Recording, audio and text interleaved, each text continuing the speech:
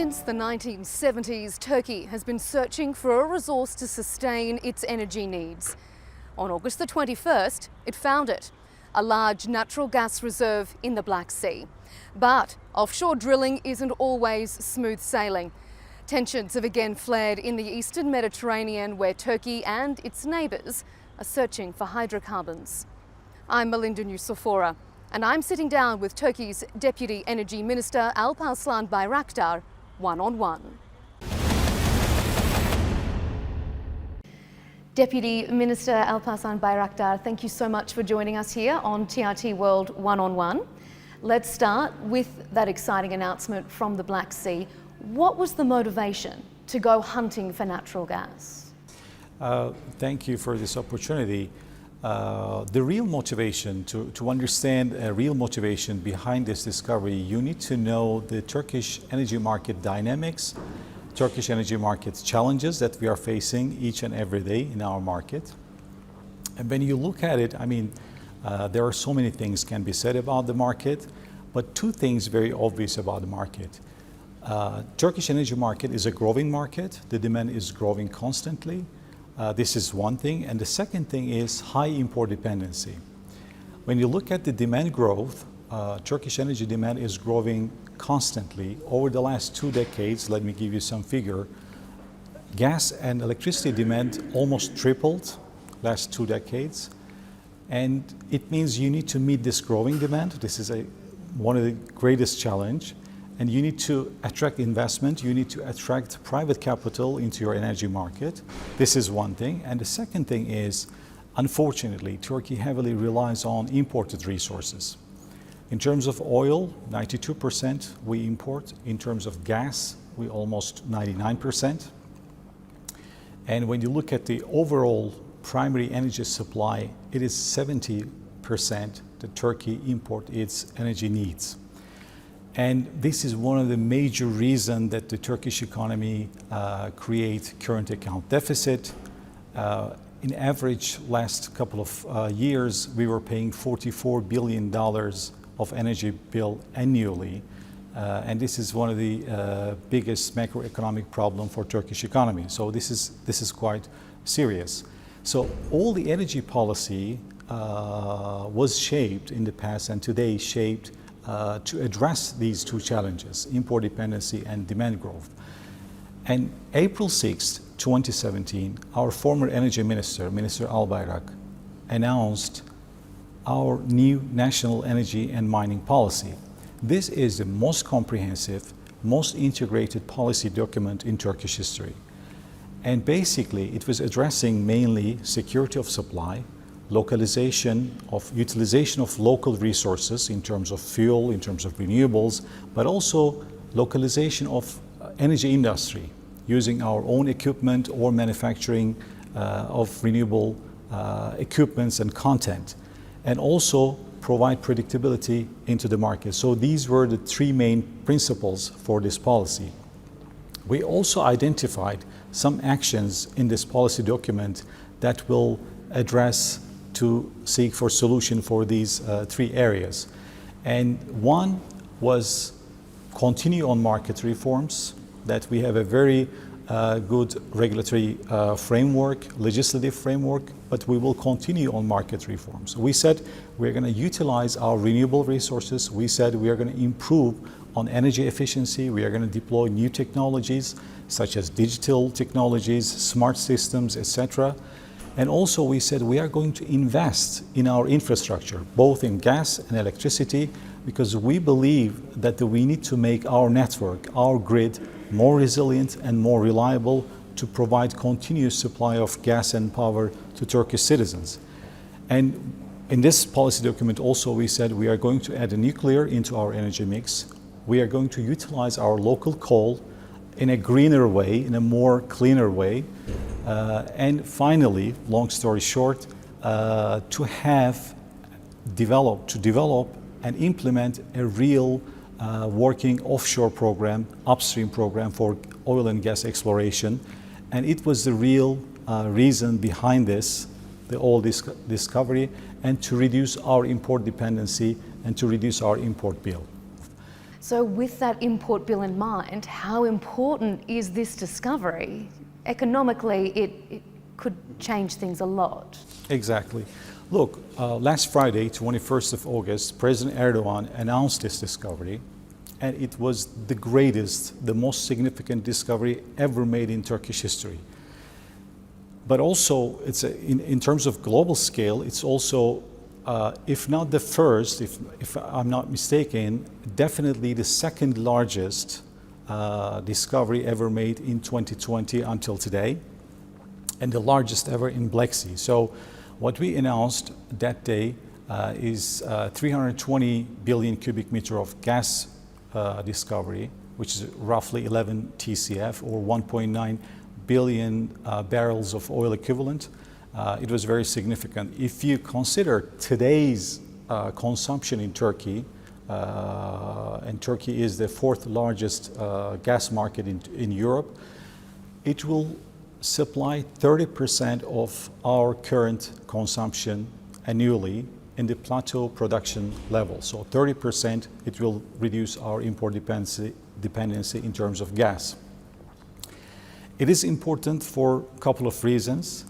One reason would be, obviously there are some economic reasons that I will come to that, but one reason would be it will help us to diversify our supply portfolio. Diversification is quite crucial because of security of supply, and not only for Turkey, but for many countries. So it will diversify our supply portfolio.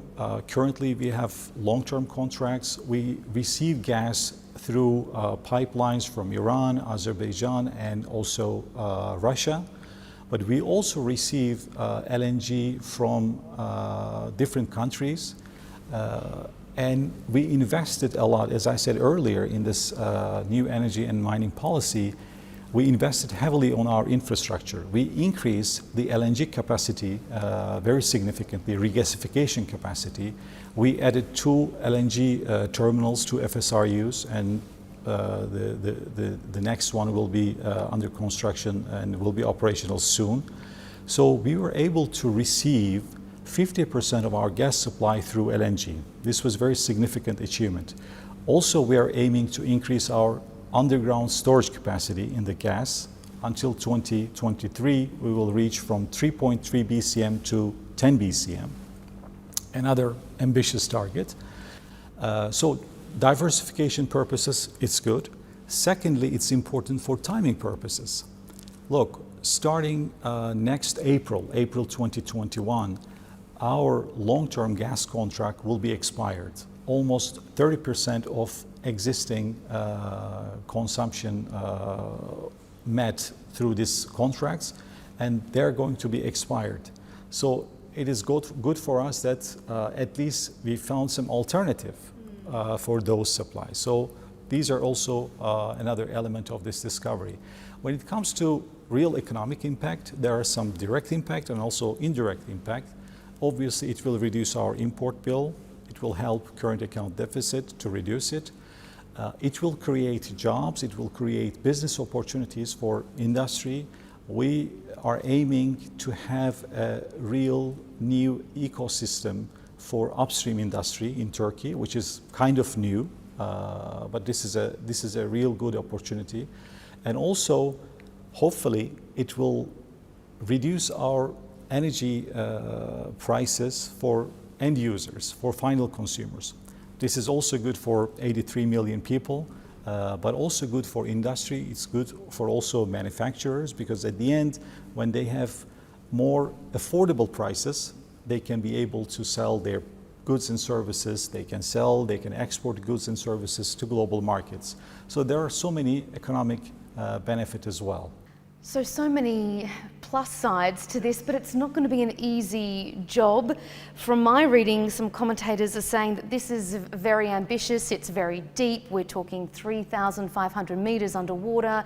That's got to pose some challenges for a country that's never done it before. Yes, it is challenging, absolutely. And the biggest challenge is this timeline. 3-year timeline, lead time is quite challenging. But let me tell you one thing about our initial thought about the offshore program. At the beginning, also, when we said like we are going to own our own vessels, we are going to buy these vessels, there are some people skeptical about it. How are you going to run them? This is very sophisticated operation, ultra deep sea operation is really serious business. But through our technical team, engineers, technicians, and all the other people, this organization, this entire organization, Turkish Petroleum, with our support, made it possible. So we successfully completed 8 ultra-deep well in Eastern Mediterranean and Black Sea. And we believe that we are going to achieve also bringing first gas to Turkey in 2023. It's challenging, it's ambitious, but the whole offshore program was very assertive and very ambitious. We started to work on this, and definitely we believe, I'm not talking about reaching the plateau production level in the year 2023. We said we are going to bring the first gas to Turkish network, Turkish grid in the year 2023, and we are working on this. So far, the whole operation, we applied all the relevant international standards. Look, as you said rightly, today the depth of the existing well is around 3,500 meters.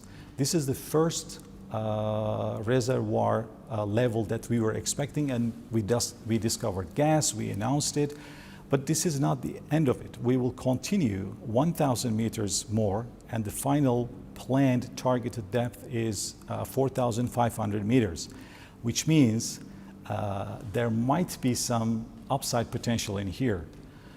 And also, as a second phase, we call this block as Sakarya block, and we only have 2D seismic, 3D seismic in this location. But when you look at the license area, it's 3 times larger than current area, which means we are going to have 3D seismic, we are going to analyze those data, and most likely this Sakarya block shows and presents a greater exploration potential. But when we say this, everybody says, how big is the potential? So how big is the potential? How big is the potential? So let me tell you this. Again, we did everything by the book. We use all the test methods, all the calculation, all the drilling operation and seismic operation, data collection within the international standards. And even announcement was made by President Erdogan was similar to the other exploration announcement. So in that sense, we cannot say anything right now. We say there is a potential there, but without having these 3D seismic data, without having exploration wells, without drilling any additional wells, we cannot say anything about this potential. But we believe that we will determined that we will explore more in this region, in Sakarya block. You mentioned the timeline a few times, that it's quite ambitious, it's an optimistic timeline. So then let me ask you this. Some energy commentators say it generally takes around 7 to 8 years to get natural gas to market. This is much shorter than that, and some questions have been raised as to whether or not it is a 2023 timeline to coincide with an election year. What do you say to that? Well, frankly, I mean, I told you we have to distinguish between first gas delivery and the plateau production. In our estimation and in our, let's say, study shows that 5th or in 6th year, we are going to reach the plateau production level, which is the highest level of production. It's more or less what they are saying, actually. Some independent reports also verify this information. But again, the idea is to bring this gas to Turkey in the year 2023, also related to the infrastructure that we have in Turkey. This location is far from I mean, it's a little bit north of Ereğli. It's 170 kilometers or 100 miles, nautical miles north of Ereğli area. We also have some facilities. We already developed some project in the past in nearby of Ereğli, and we call the area Akçakoca. So we have some facilities there. We have some terminals there. We are going to use this, and we are going to also use the existing infrastructure in Turkey. So it will be much easier to reach the grid. And when you look at the size of the pipelines, I mean, the biggest problem will be the subsea engineering part, and the team already started to work on this. Yes, it is ambitious, but we believe we have the technical solution. We have very competent, very capable Turkish engineering companies, as well as some international companies might be part of this development phase. So we are confident about it. Let's talk about the energy policy more broadly. Turkey in that policy has said it is interested in expanding its wind and its solar capabilities as well. So how does gas exploration play into Turkey's climate mitigation policies? Well, I mean, it's a very broad question, but it's a real macro issue there.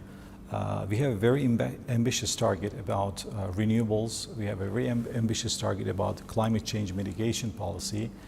But because the energy transition is a global phenomenon, it is happening, sometimes a little bit slow, sometimes a little bit quick, but it is happening. This is inevitable that the world economy, global economy will be greener, cleaner, and lower emission model. That's why when you look at the last couple of years, according to International Energy Agency, there are two things very, let's say, moving very fast: electrification, and also in this picture, renewable investment.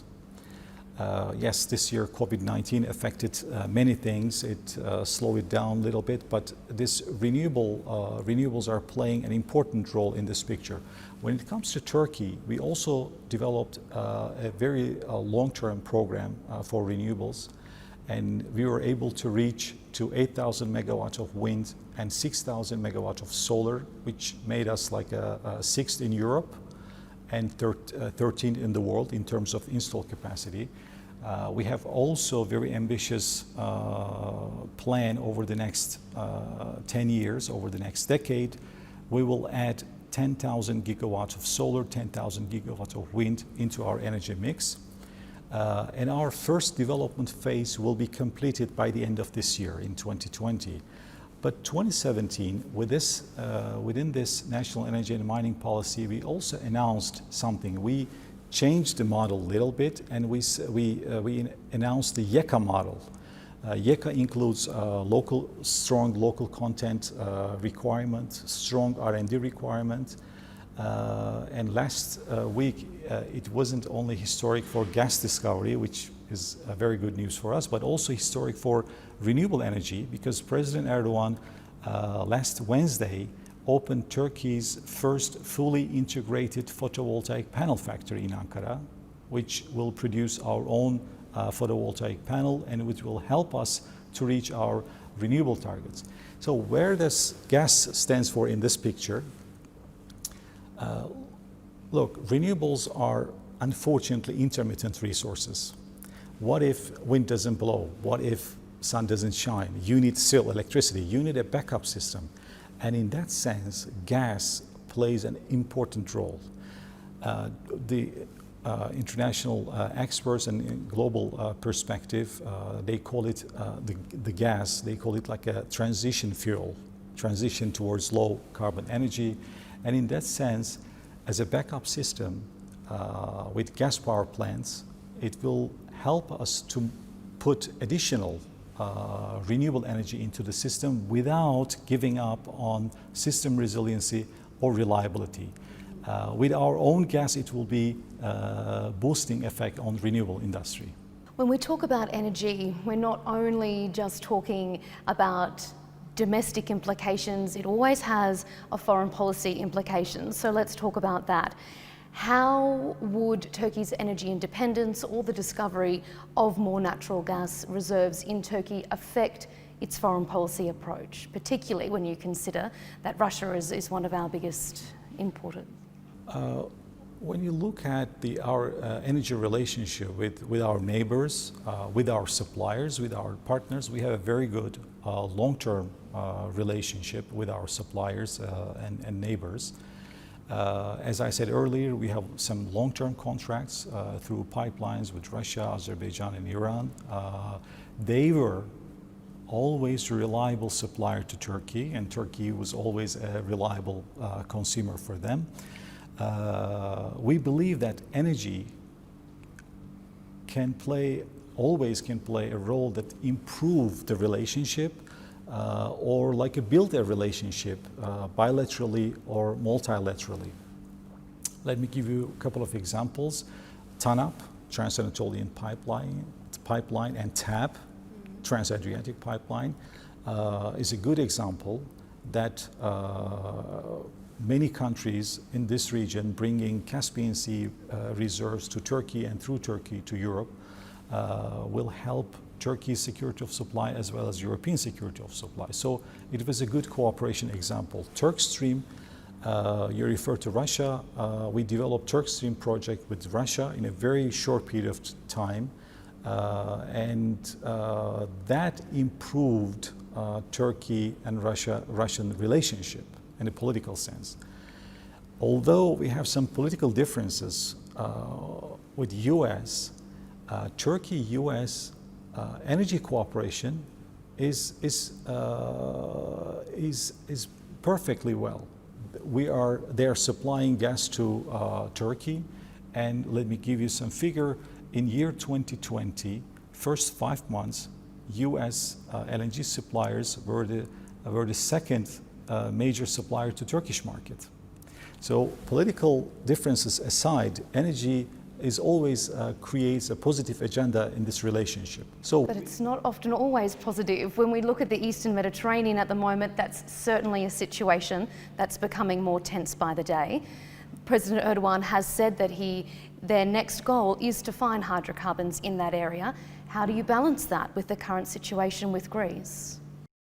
Look, our offshore program includes Eastern Mediterranean, and we already started drill in that area, in those licensed area in 2018.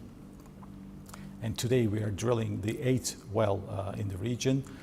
Turkish Petroleum, this company, operates under 2 licenses. One license had been granted by the Turkish government, and the second part granted or received from the Turkish Cypriot government. And because there were some discoveries in Eastern Mediterranean, first Egypt and first Israel and then Egypt made the discovery, and we said since we developed this offshore program, we said we need to look for opportunities in that region as well. And well, I mean, it depends on how you approach these relationships. In the recent past, Turkey tried to develop some commercial projects with some of the actors in the region. Unfortunately, we haven't finalized those projects or commercialized those projects in various reasons. But what I can tell you, right from the beginning, we said very openly, very frankly, very transparently one thing: Turkey can be part of any project, international project, that will help our security of supply, that will help, for instance, regional security of supply, for instance, Europe, like a TANAP example. This project should be win-win for all parties. It should strike a balance between suppliers and consumers and transporter countries. And lastly, we said, if the project help us to solve the regional conflicts, bilateral conflicts, and provide stability, economic and political stability into the region, this is what we are looking for, and Turkey can be part of any project like this. And today, we're in the same position, that we are still supporting the same idea, we still have the same approach, same principles, and If any project fits and matches those criteria, we are ready to discuss those. But the situation isn't getting any better. It doesn't look like it's on the cusp of any kind of semblance of cooperation. So how does Turkey proceed then with its hydrocarbon exploration? Do you think it's worth putting Turkey's relationship with the European Union at risk to continue exploring? Well, again, like I told you about our principal approach, but also if you ask me as an expert about the energy expert about how these can be a part of the solution, obviously this is not just our game. You need two to tango, right? You need other side also approach similarly. If we look at it from the perspective, and if we develop a relationship, pragmatic, constructive, and also creative, I think the solution is there. But again, this is not only for Turkey's role or Turkey's position or approach to look at this issue in that way. We said we are approaching like this. An expectation from our side, our counterparties, European Union and others, to look at the issue in the same way, in the same principles. Then I would like to be optimistic about it, because there are so many things can be said about the exclusive economic zones, maritime delimitation agreements, and etc. But I think we need to first agree on the principles about the approaching the issue. Again, if we approach pragmatically, constructively, and creatively, I think the solution is there. And in the days, perhaps the weeks to come, practically, how do you see that happening? If you're positive that there will be a peaceful resolution to these tensions, what would you like to see happen? Well, I would like to see more gas and oil, more hydrocarbons, more wealth comes from the region and will reach to the market. I mean, as an energy official, whether it's likely or not politically, I think I don't want to get into that area much more, so I would like to focus on, but as an energy official, and a couple of years back I was really dealing with and negotiating a team about one commercial project that I mentioned earlier. If we have willingness and commitment to finding a solution, I think it's there. We can find a many creative solution. Companies and governments can find it, but still we need a real political commitment and willingness. Any final comments from you, sir, before we wrap up? Final comments. This is the first discovery. We are so proud in here, this entire organization, but this is just the beginning, I should say this. We give utmost importance and the #1 priority to bring this gas, to produce this gas and bring this gas to Turkey, that's for sure. There will be very long nights and days over the next 2-3 years. But definitely it will open a new chapter, new era for Turkish energy market, that's for sure. If you ask me the real success factor behind this discovery, I would say strong political vision, strong political commitment from the Turkish government, from President Erdogan, Minister Bayraktar. Minister Dönmez always said, if there's hydrocarbon, we will find it. So finally, we found it. There is a dedicated team and entire organization here had this success. So I would like to thank them, the entire organization. And also I would like to thank TRT World for this opportunity. Thank you. Deputy Energy Minister Alparslan Bayraktar, thank you very much for your time talking to TRT World one-on-one. Thank you. Thank you.